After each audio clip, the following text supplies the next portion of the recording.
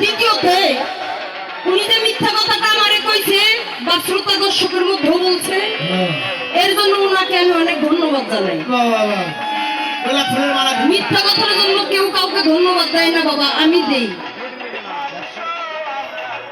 উনি আমারে কইছে কয় রবি সরকার তোর মুখে পোকা দিবে। আরে আল্লাহ মুখ দিছে কোনের লাগা, তাই বলে জানো তাই কও তোমার মুখে পোকা দিব। অবশ্যই দিব।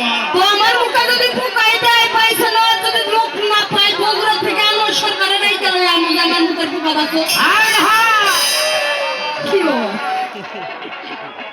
একটা কথা বলি, আপনি যে কথাগুলো বলেছেন তার আগে আপনার ভাইবে নেওয়া উচিত ছিল যে আমি রবি সরকার ইউটিউব থেকে শিল্পী হই নাই। আমার এলাকাবাসীও জানে কিছু কিছু ছোটবেলা থেকে গান গাইতাম, হয়তো গানের ধরন এবং লাইনটা ছিল আলাদা, কিন্তু আপনার হাতে যাইয়া হয়তো অন্য লাইন আমার এনেছেন। এর জন্য আপনার কাছে আমি অনেক চিরঋণী, অনেক কৃতজ্ঞতা জানাই। আমার ধন্য জীবন যার জন্য শিক্ষাটা লাভ করেছি। তাই কইবেন সরকার আপনি ভাইরাল হইতে পারেন, রবি সরকার আপনি কিছুই না। এগুলা ফাজলামি বাহিরে অন্য কোন শিল্পীর লগে করবেন করতে তাহলে সম্ভব, কিন্তু রবি সরকারের লগে টক্কর নিলে আপনার বিপরীতে খারাপ হবে। তবে আবার একদিন কয় বাবা সামান্য একটা মিনিট আমার সময় দেবেন না, এই পালা করতে যাই সকলে বলে যখন মাইক্রো থেকে আমরা নামি তো বলে কে বাবা আপনার তো টিভির পর্দায় অনেক বড় দেখা যায়, এই জায়গায় এত ছোট কে? তো ওই জায়গায় আমি কিছু কইতে পারি না বাবা। আজকে ওই বাজারে আইছি, অনেক বাবারা কইতেছে যে এখনই গেলাম না, কইতেছে কে বাবা একটা কথা আপনার টিভির পর্দায় বড় দেখা যায়, এই জায়গায় এত ছোট কে? তো ওই জায়গায় কথাটা কইতে পারি নাই, তার কারণ মন খাবার আউন লাগবো, ওই জায়গায় জবাবটা দিতে পারি নাই। এই জায়গায় দেই সবাই একটু শুনুন। আরে কই টিভির পর্দায় বড় এখন আবার ছোট দেখা যায় কি? কারণটা কি? আসল কারণটা হইল এই লোকের সাথে আমার বহু কাছে কাছে বাবা, অন্য শিল্পীদের সাথে কমই আছে, রবি সরকারের সাথে বেশি আছে। আপনারা ফলো করে দেখবেন ওই ক্যাসেটগুলোর মধ্যে এই লোকক আমি একই ধোয়া ধুই বাবা, সেটা ওয়াশিং মেশিনের ভিতরে ঢোকাইয়া এইভাবে সেই ধোয়া আমি ধুই। এই লোকটা ধুইতে ধুইতে দিন যাচ্ছে খালি ছোট হয়েছে, এর আর বাইবার কথা। তবে আশা রাখি ভবিষ্যতে কোনোদিন বাইবার কথা না, দিন যাবে শুধু ছোট এর দিন গেলে আর খুঁজেও পাওয়া যাবে না, শুধু নামটুকু ছাড়া। তবে বাবা আমার কয় রবি সরকার তুমি যে কালিমার কথা বলেছো, পবিত্র কোরআন শরীফে আমি বলেছিলাম পবিত্র কোরআন শরীফে আল্লাহ পাক পাঁচ জবানে বলেছে পাঁচ ওয়াক্ত নামাজ, হজ, যাকাত, কালিমা এবং মাতা-পিতার খিদমত করলে আমি জান্নাতে যেতে পারি। তাহলে আপনার কাছে আমি কেন যাব? এর দলিল কি আর হাদিস কি? এর বিধান কি? কেন গুরু ধরতে হবে? কোরআনের কোথায় আছে? উনি কয় রুমি তুমি যে কালিমার কথা বললা, এই কালিমা বললেই যে মুসলমান হয় এটা কখনো হইব না। আবার যুক্তি দেখাইলো, বাস বর্তমান যুক্তি আমি একা কইতে পারবো না, আমার দাদারা কইতে পারবো। কয় ৭১ সালের সময় যুদ্ধ হইছে, খানের আমল মোতাবেক করছে, কইরা কইছে যে তুমি মুসলমান হয়, এখন ভয়তে হিন্দু কইলে তোমারে আরে কইরা মুসলমান হয়, এই ভাই আপনি কলমা বাতাও ভাই, কলমা বাতাও। তে কলমা পড়ছে লা ইলাহা ইল্লাল্লাহ মুহাম্মাদুর রাসূলুল্লাহ, কয় তাহলে কি মুসলমান হইছে? কয় যুদ্ধ শেষ হইতে বাড়ি যায় আবার হিন্দু পূজা যাত্রার মতো শুরু করে। বাবা এই জায়গায় আমার কথা, ওই যে কালিমা, যে কালিমা পড়ছে পরে জীবন বাঁচাইছে, ওই কালিমা যদি সেই দিন না পড়তো ওই হিন্দু ঘরের জীবন বাঁচতো না। সেখানেও আমার কালিমার অবদান, সেটা বুঝতে হবে। কিন্তু এই জায়গায় আমার অনেকগুলো কথা আছে বাবা, উনি অনেকক্ষণ সময় নিচ্ছে, আমাদের সময় দেবেন না? তবে আপনি গেছেন ৭১ যুদ্ধের কথা আপনি তুলছেন, আমি তুমি নাই। তবে ৭১ সালের যুদ্ধের কথাই যদি বলেন, সেই সময়কার মানুষ যারা ছিল তখন এই আহলে বায়াত ছিল, এই কোন দেশে আইছি ভাই, এটা তো কথাই কয় না। এটা কি মুসলমান? এই জন্য কয় এগুলো হলো মফিজ, আমি মফিজ। সেই সময়কার মানুষেরা বায়াত কি জিনিস বুঝতো না, বায়াত করতো না। এই সরকার সেই সময় মানুষ বায়াত গ্রহণ না কইরাও 130 বছর, 120 বছর, 100 বছর, 80 বছর, 90 বছর বাঁচে নাই, বাইসে যায় নাই। তাদের শরীর ছিল কি? হাই রে, এখন এই যে পীর ধরে, এই যে বায়াত হয়, হয়াও দেখো 30 বছর হইতে না হইতে প্লাস্টিকের বুড়ো। আরে আরে পীরের কিন্তু পীর, পীরের বলে এত পাওয়ার, সুপ্রিম পাওয়ার। পীরের নাকি অনেক কিছু জানে, অসাধ্যরে সাধন করে। তাহলে সে সাধন কই গেল? এই জগতে, এই বাংলাদেশে যত পীর বাড়াইছে, মানুষের আয়ু তত কমে গেছে। আরে কি বাবা, কমে নাই? পীরের এত পাওয়ার, সুপ্রিম পাওয়ার। তাহলে আপনারা একটা কথা কই, তাহলে আমি রুমি সরকার, আমি হলো আপনার কাছে নিজেকে আত্মসমর্পণ করছি। আজকে আপনি যদি আমার সত্যি গুরু হয়ে থাকেন, আপনার কাছে আমি সব কিছু আত্মসমর্পণ করে দিচ্ছি। তাহলে এই জায়গায় প্রমাণ হইব আমি রুমি সরকার যেন 100 বছরের উপরে বাইসে যাই, তাহলে মানুষ বুঝবো যে ঠিকই আছে। এখন মানে 60 বছর বাঁচে না কে? এত পীর হয়েছে, এত গুরু হয়েছে, এখন 60 বছর থেকে নাকি আগের মানুষ শাক পাতা খাইয়াও ভালো ছিল। আগের মানুষ দেখো কি এখনো আছে, কিছু কিছু ঘরে দেখা যায় সেই সময়কার মানুষ 19টা 18টা 15টা করে বাচ্চা জন্ম দিচ্ছে। আর এখন এত দুধ খাও, ডিম খাও, মাছ খাও, দুধ খাও, ভালো ভালো খাও, একটা জন্ম দিতে আবার তাই কইতাছে সরকার। এই তাপলামি, এই ফাজলামি আমার লগে কইব না, এগুলো বগুড়ার উপর যায় কইব খারাপ হচ্ছে, আমার সঙ্গে কইব না। তবে আর একটা কথা কই সরকার, আমি কিন্তু যেমন তেমন ঘরের বউ না।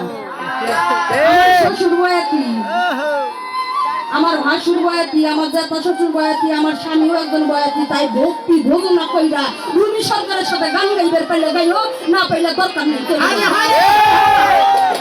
গুরু দেখে ওইটা একটা ভক্তি দিচ্ছি, মনে করছো না জানি কি হইয়া গেছে। ওটা ভাইলে ভুলে দেশ সরকার আমার কি কোনো প্রশ্ন করছে? করে নাই। কই শিষ্য তো শিষ্য, প্রশ্ন করা যায় না, তাই প্রশ্ন করব না। কিন্তু আমি আপনারা আমি প্রশ্ন করব। আপনার কাছে আমার জিজ্ঞাসা থাকবে, এই যে আপনি বলে গেলেন আমার নবী যখন ঈদে গাদিরে ভাষণ দিয়ে গেলেন, যখন পদ্মা নেওয়ার আগে ভাষণ দিয়ে গেলেন যে আমি নবী কয়েকদিন বাদে পদ্মা নিয়ে চলে যাব, তবে আমার হাতে যারা হাত দিয়ে বায়াত গ্রহণ করেছো তারা আমি চলে যাওয়ার পর কালকে হবে কিন্তু গ্যাস হবে আলীর হাতে হাত দিয়ে বায়াত গ্রহণ। তাহলে এই যে আহলে বায়াত, আহলে বায়াত, আহলে বায়াত, এই বায়াত, বায়াত মানে হচ্ছে বিক্রি, আর মুরিদ মানে হইল মরা। তাহলে আপনি নিজেই করতেছেন আমি 30-32 বছর থেকে গান গাই, অনেক আগেই আত্মসমর্পণ করেছে আপনার গুরু আব্দুল রশিদ সরকারের। তাহলে এই যে বায়াত মানে বিক্রি, মুরিদ মানে মরা, আপনি মরছেন কই? একটা সাধু, একটা গুরু, একটা পীর, তাদের মুখ কখনো মুখ মুখে থাকবে, মুখ অজাগা হবে না। তাদের রাগ থাকবে কেন? আপনি যে কথাগুলো কইয়া গেলেন সরকার, আমি দেখে বাইসে গেলেন, অন্য কোন শিল্পী যদি আজ আমার এই কেজে থাকতো, এই ইস্তানা যে এটাও খুঁজে কম দেখে না। আপনি এখন আপনার ভাগ্য ভালো, এই কেজে সুস্থ অবস্থায় হয়ে রয়েছে। ভাই তরাইব কে তোর বাপ? আমার বাপ তরাইব কে?